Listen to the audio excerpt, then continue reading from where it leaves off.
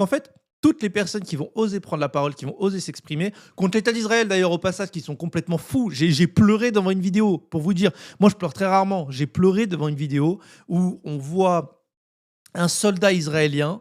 Il dit aux Palestiniens, bon, tu peux partir, écoute, c'est bon, on t'a fouillé, on sait qu'il n'y a rien, tu peux partir, t'inquiète. Le Palestinien part, tranquille, il marche, il ne les regarde même pas d'ailleurs, il marche comme ça. Et d'un coup, il le shoot, il le bute comme ça. Et après, ils partent, genre en mode, tu sais, ils lui mettent une balle, et après, ils le laissent agoniser. Il y a même pas de respect de la vie humaine, en fait. On est sur des gens qui sont complètement fous, lunatiques, et j'ai même envie de dire, c'est des gens qui sont dangereux, et qui, moi, pour ma part, me répugnent. Hein. Je vomis, moi, je vois un soldat israélien, je vomis instantanément, en fait. C'est un réflexe vomitif que j'ai envers ces personnes-là. Hein, je pense que tout le monde devrait l'avoir, d'ailleurs. Ah non, mais moi, je suis choqué. Je suis choqué. Parce qu'on veut vous faire croire que la résistance palestinienne, c'est des terroristes, etc.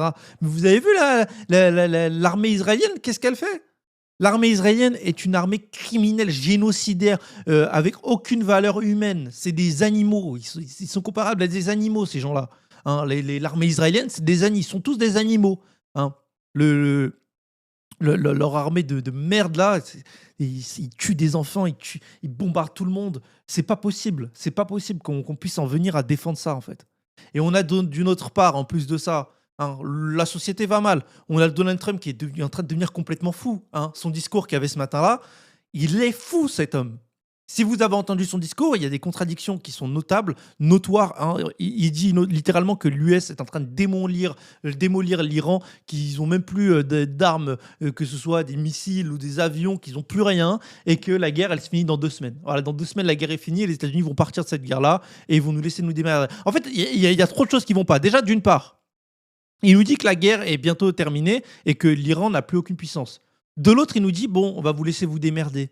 On va vous laisser vous démerder, nous on quitte. De toute façon, ça ne nous regarde pas. Pourquoi dire que ça nous regarde pas si vous avez tenté de reprendre le contrôle du détroit d'Ormuz? Donc il y a le syndrome du super-héros déjà qui est relevé, et il y a en plus de ça une euphorie complète en fait dans son discours. Et il est là, il nous partage un discours utopique qui n'est même pas ce qu'est la réalité. Et d'ailleurs, il dit que d'une part, enfin le jour d'avant, il nous dit j'ai parlé avec l'Iran, donc l'Iran ils sont ouverts à un cessez-le-feu. Le lendemain, l'Iran dément. L'Iran n'a plus de missiles, etc. Ils bombardent des civils, etc. L'Iran dit non, on ne bombarde pas les civils, on bombarde juste les infrastructures militaires. Et oui, on nous reste des missiles, nous reste même toute notre puissance au final. Notre puissance est toujours souveraine et on est toujours aussi puissant qu'avant. Et les États-Unis veulent vous faire croire qu'ils sont en train de les démolir, qu'ils sont à terre, l'Iran va arrêter. La guerre va continuer encore longtemps. On en a encore pour 1 an,